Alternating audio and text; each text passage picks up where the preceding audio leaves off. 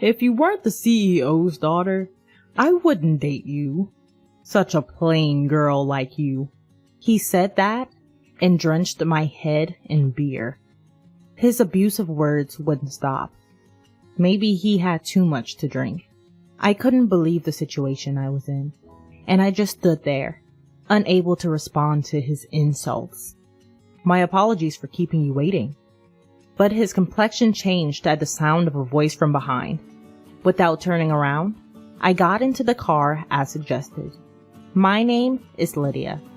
As the daughter of a company CEO, I've been treated like a delicate object since I was a kid. I was tired of adults changing their attitudes when they saw my father's presence behind me. Being a quiet child who preferred being alone. As I grew up, I began trying to blend in with the atmosphere around me. I suppressed myself, trying to remain inconspicuous. Even the friends I made through such efforts would distance themselves from me once they learned about my father's job. I used to resent my father's profession, but my perspective changed when I entered a university and started studying business. Through university lectures, I began to understand the difficulty of achieving long-term stable performance like my father. I started to take an interest in my father's company. Hearing about my father's passions and thoughts about the company, my interest grew, and I deepened my learning. You've been getting good grades in school, and it seems like you have a decent knack for business too. So I guess it wouldn't be a bad idea to let you run the company someday, my father says. If that's the case, I thought, I would like to create a company culture where the distance between employees is close and everything can be discussed openly. Having had lonely experiences in my childhood, I longed for an atmosphere where everyone could speak freely, regardless of their title or position. It would be wonderful if I could make the company like that when I became the CEO. The evening downtown area is bustling with various people. I check that the clock hand is pointing at 6:50, and I breathe a sigh of relief. I always wanted to arrive before Cooper for our meetups. I take out a small mirror and fix my bangs. While I'm at it, I also reposition my permed hair and the light blue hair ornament. As I throw the mirror back into my handbag, I catch sight of Cooper in a suit, making his way through the crowd. I wave back at Cooper, who is smiling. The place we enter is our usual chain pub. We order simple snacks and draft beer and toast. I loved spending Friday nights chatting about work or just random stuff in this casual place. Cooper and I started dating in our senior year of college, and it's almost 2 years now. We got together because we joined the same seminar. Cooper noticed me, who was quietly hiding in everyone's shadow, and talked to me. Cooper is good at conversation and casually brightens up the atmosphere. I'm a lucky person to be dating him. The planning department at the head office is tough after all. There's a lot of overtime, but the satisfaction makes it worth continuing, Cooper said, finishing his drink, his face showing he had quite a bit to drink. I think being assigned to the planning department means they have expectations of you, Cooper. You're amazing. When will you stop working at the factory, Lydia? If you get transferred to the head office, we could have lunch together. After graduating from the university, I asked my father, who is the CEO, to let me work in the factory. I had a strong desire to know the field. I'd love to have lunch with you, Cooper, but I like working in the factory, and it suits me. Really? I think you're more suited to working at the head office, dressed up and not in work clothes. Cooper looks at me, as if gauging my reaction. That's not true. I feel comfortable in my work clothes, Cooper. Can we order more food? I'm getting hungry. Something feels off. I managed to sidestep it, but lately, I have the feeling that Cooper wants to say something. Could he have found out that I'm the daughter of the CEO? The thought suddenly crosses my mind, and I feel a chill down my spine. I'll remember how my friends drifted away once they found out I was the CEO's daughter. I didn't want to go through that again. I couldn't tell Cooper that I was the CEO's daughter, and he must never find out. Being swayed on a sparsely populated down train, I was gazing out the window. Enjoying the scenery beyond the glass was my daily routine during my commute. It's a beautiful Monday. As the train moves, The scenery changes from a landscape lined with gray buildings to one rich with greenery and trees. My stop is soon after we cross a particularly large river. The river's surface shimmers, reflecting a vibrant blue. I catch a glimpse of a middle-aged man and a puppy crossing the bridge, their figures shrinking in the distance. "Good morning, Lydia. You're early." I was greeted by a coworker as I exited the station gates. "Good morning. I always come at this time on Mondays." It's Austin, 2 years older than me. He's a friendly person who started talking to me on my first day at work, and he's been very helpful in many ways. We make small talk as we head to the factory. After getting prepared and arriving at my post, the workday begins. It was supposed to be a usual day with usual tasks. However, an unexpected accident occurred. It was just before the afternoon work began, right after lunch break. At that time, my father, the CEO, happened to be on a factory tour. Coming out of the break room, I bumped into my father, who asked me to pass on a message to my mother. It seems he had left his smartphone at home. He said he could have sent the message from his computer, but it would have been a hassle, so he was glad he could ask me. After sending off my father to the workshop, I turned around, and to my surprise, there was Austin. He was peeking through the conference room door, which was half open. "Wait, Lydia, you're the CEO's daughter?" What should I do? Austin had asked me. I tried to hastily make an excuse, but nothing comes to mind. Regret over casually chatting with my father wells up. Austin is sure to change his attitude towards me from now on. Word might spread around the factory, and everyone might start keeping their distance from me. Various thoughts swirl around, and I'm left stammering. Then Austin says, "If that's the case, there's something I'd like your help with, Lydia. There are various systems I want changed. Could you tell the CEO for me?" I was taken aback by Austin's unchanged demeanor, but I found myself interested in what he was talking about. "What kind of systems are you talking about?" When I asked, Austin gave a brief explanation. I wanted to know more, but it was almost time for work to start. We decided to discuss the details after work and return to our posts. We both hurried to our respective workstations. Even after finding out I was the CEO's daughter, Austin didn't change his attitude towards me. On the contrary, he acted as if it was no big deal. I felt a weight lift off my shoulders as I climbed the stairs to the workshop. Now, I'm sitting across from Austin at a fast food restaurant near the station. Our conversation from earlier in the day has taken an unexpected turn. To put it bluntly, Austin's hope was for decision-making power to be given to the factory floor. He explained that in the current system, any changes to the standard manual requires approval from headquarters. This is necessary even for the most minor changes. After the factory submits a request for approval, an inspection is conducted by headquarters. It then takes time to receive approval. Often, by the time approval is granted, the situation has changed and the change is no longer necessary. However, it takes effort to cancel the application. While finishing his double cheeseburger, Austin said, "So, Lydia, I was thinking of asking the CEO, but that's impossible, right? Still, I can't help but wonder if there's something we could do." I was hesitant. I wasn't sure if this was something I could ask my father. "Well, asking the CEO might be difficult, but it does seem like the situation should be changed. Right? You think so too?" Let's take action. Let's document all past incidents and submit them. We can express our hopes and have them considered at headquarters. I wonder if it will work. Seeing Austin's uncertainty, I start trying to persuade him. Let's just give it our best shot. Well, nothing's gonna change if we just sit here talking about it. Starting the next day, we involved our superiors and began gathering information from around the factory. It was tough to juggle with our daily tasks, but our diligent efforts paid off, and we finished the document several months later. We entrusted it to our superiors to match the timing of a general meeting at headquarters, and took a sigh of relief.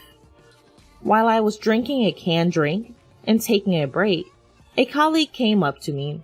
"I heard you finished the document. Good job!" Since we had gone around all the departments in the factory gathering information, everyone knew what was going on. We finally finished. I hope this brings about change. I'm sure it will be fine. But I was surprised by your initiative, Lydia. You really do have the CEO's blood in you. Wait, how do you know about that? Sorry, I heard it from Austin. I was curious about why you were taking action. Don't worry, I'm the only one who knows. Is that so? Although I felt a bit complicated, I thought my colleague was telling the truth. It'd be great if you became the CEO, Lydia. You're very diligent and hardworking, and you really went above and beyond for the factory this time. I could never be the CEO. When I laughed it off, my colleague laughed along, saying, I guess so. This person, with laughter lines appearing at the corner of his eyes, is a veteran who has been working at the factory for more than 20 years. He, like Austin, treated me with a consistent demeanor, a constant calmness and brightness that never changed. Several months later, our superior returned from the general meeting and loudly called everyone to gather. What's going on? The employees who gathered asked. The authority at the site has been partially changed. Hearing these words, the employees began to murmur. I instinctively looked for Austin. Then, on the outskirts of the crowd, he noticed my gaze and responded with a triumphant pose. Although not all of our wishes were granted, it seemed fair to say that nearly half of them were. That day, everyone took turns congratulating me, and I felt very happy. Filled with a sense of achievement and even more motivation, I am enjoying fulfilling days. Then, one day, I was called to headquarters by my father. Wondering why he called me out of the blue, I leave my afternoon work behind and head to the headquarters. Once I enter the CEO's office, my father praises my recent accomplishments. Though I didn't mention anything to him, he seemed to have looked into the situation. Apparently, this incident significantly boosted the company's numbers, and after my father had a good laugh, he made a serious face and said to me, Lydia, you have a sense for management and vitality. How about you start taking over the role of CEO in earnest? Hearing my father's words, I thought that I wanted to give it a try. A workplace where employees are vibrant because their opinions are heard and improvements are made. If I become CEO, I can move things on a larger scale. I can make it as comfortable as possible to work. But with that, the responsibility also becomes heavier. I might have almost made up my mind, but I asked him to let me think about it and went home that day. I questioned myself alone in my room. Can I really do it? Can I fulfill this responsibility? I had trouble falling asleep that night, and the next morning, despite the lack of sleep, I visited my father at the headquarters with a clear mind. About our conversation yesterday, I would like to take on the role. I appreciate your trust in me. I bowed deeply. My father said, That's great. Thank you. And started talking about the future schedule. What? Lydia's gonna be the CEO? Austin, please don't raise your voice so much. Only Austin and I were in the break room during lunch break. Thinking the timing was just right, I told him about my decision to become CEO. Sorry. But I never thought you'd really become CEO. Everyone will be surprised. That's the thing. I think I'll be transferred to the headquarters soon, and I've been worried about how to explain it to everyone. Why not just tell them the truth? I'm a little scared to tell them I'm the CEO's daughter. Taking a deep breath, I shared the events of the past, about how close friends had drifted away, the sadness I felt when people were distant with me, and about my childhood when I tended to close off my heart. Austin, who listened to my story with compassion, said this, There might be people who can't interact with you the same way as before, Lydia. We can't know for sure. But everyone knows how hard you've worked this time. I think they trust you. Plus, surprisingly, many people might not change their attitude. Could that be true? Although I felt somewhat relieved hearing Austin say that, My heavy memories were rejecting any further thoughts. In the end, I only gave a vague reply. When I checked my smartphone on the way home from work, I had a message from Cooper. I hadn't seen Cooper in a while. Just when I thought I had some breathing room from being busy with document preparation for the headquarters, Cooper's peak season had started. It's not just about everyone at the factory. I need to think about Cooper too. Swaying on the train, I let out a sigh. Could I really say the truth from my own mouth? What would happen if I told them? After a while, the dates of my transfer to the headquarters was confirmed. I would be leaving the factory in a few weeks. Unsure of how to tell everyone, I spontaneously dropped by the document room. In the dusty room where various documents were stored, I opened a cardboard box near the entrance and pulled out a thick bundle tied with a black string. It was my work diary from the past. Looking back from my first day of work, forgotten memories come back.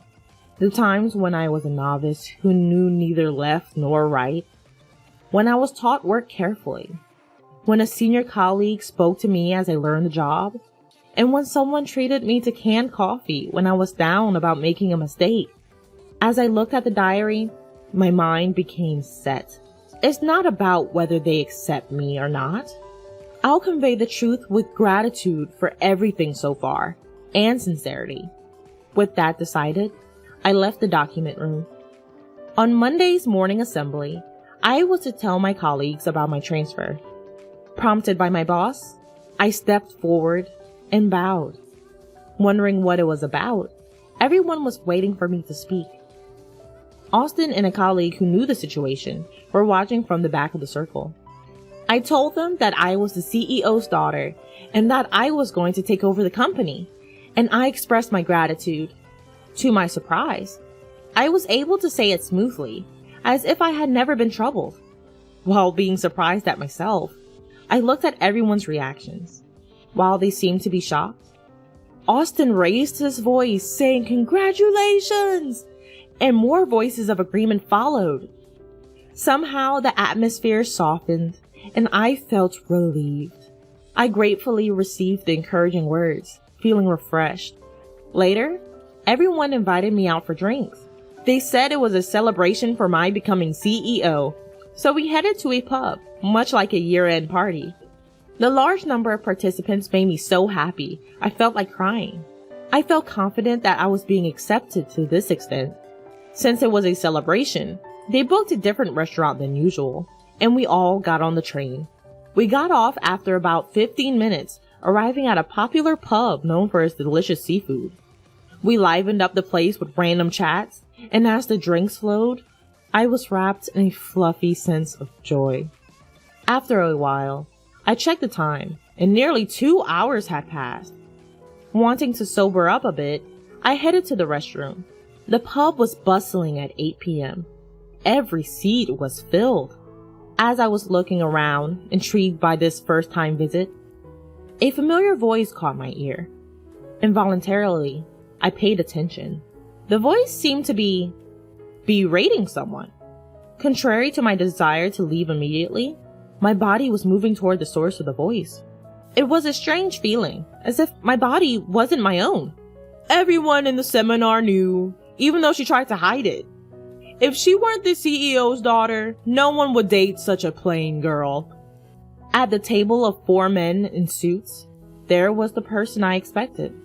She works in a factory, but is she really the CEO's daughter? She dresses so plain. I never feel like taking her to a nice restaurant.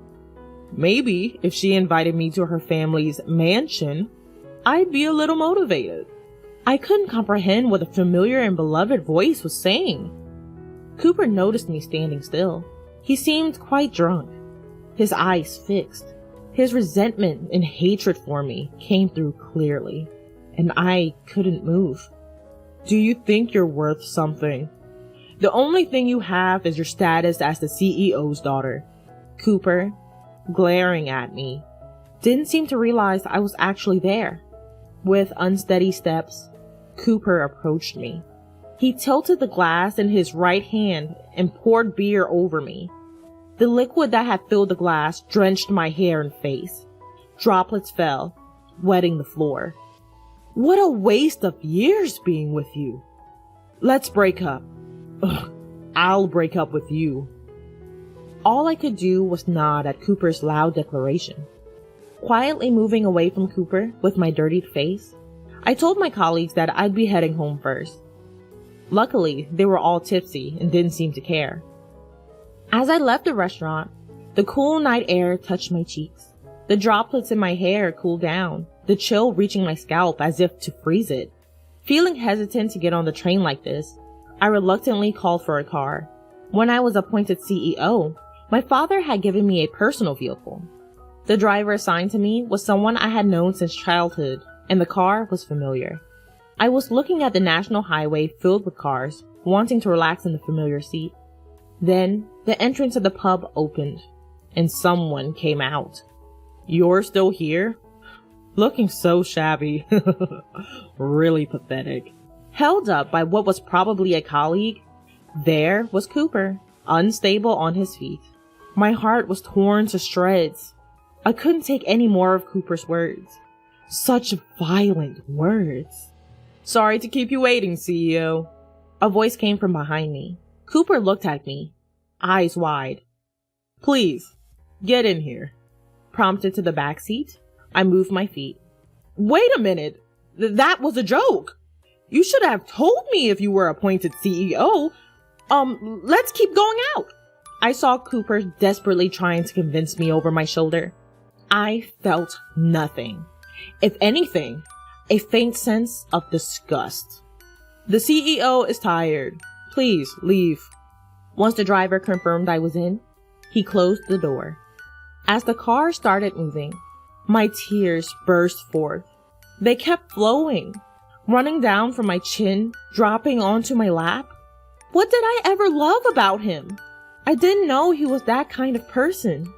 After a good cry, my heart began to settle, and suddenly, I thought it was my fault.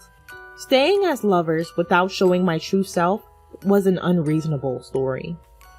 Thinking so, my feelings began to lighten. Wiping the tears with a handkerchief, I turned my eyes outside the window. Clouds were passing across the starry sky. It felt as if I was at the bottom of the sea, the comfort of drifting, surrendering to the gentle sway of the waves. I thought about my colleagues at the factory, and then about Austin. Being accepted for who I am feels really reassuring. Rubbing my swollen eyes from crying too much, I fell asleep, just like that. A year and a half has passed since I became CEO. Even after my transfer to the head office, every time I felt nostalgic, I visited the factory under the pretext of inspection. Today, too, I'm visiting with some gifts. It's just like you, Lydia, to say it's tough, but carry on without a problem. I'm impressed. That's not true. I'm always being supported. Spreading out the snacks I brought, I felt a smile spreading across my face. Even after becoming CEO, my colleagues at the factory still call me Lydia. It feels like I've come home. As I was basking in happiness, Austin started a conversation. By the way, what should we do about our honeymoon? Suddenly, he brought up something personal, and I looked around in surprise. The colleagues I was chatting with earlier seemed to have returned to their workstations. Be careful! We haven't announced it yet. After my transfer, we became even closer from frequent visits to the factory, started dating, and finally got engaged last month. It's okay. I checked and no one's around. Where do you want to go? Do you prefer overseas? I'd like to go to the sea. My mouth moved before I could think.